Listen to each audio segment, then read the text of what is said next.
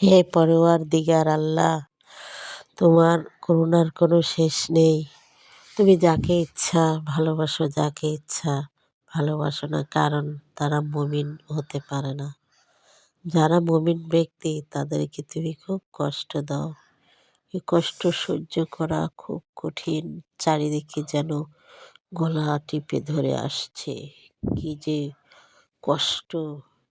কিন্তু আবার কিছু কিছু সময় খুব প্রশান্তি লাগে, ভালো লাগে। মনে হয় তুমি আমার হৃদয়ে বিরাজ করছো। সত্যি এর এক যেন অন্যরকম পাওয়া।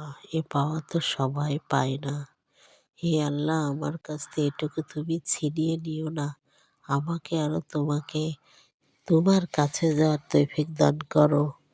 আমি যেন তোমাকে হৃদয় ভিতরে অনুভব করতে পারি এখন যেমন পারছি।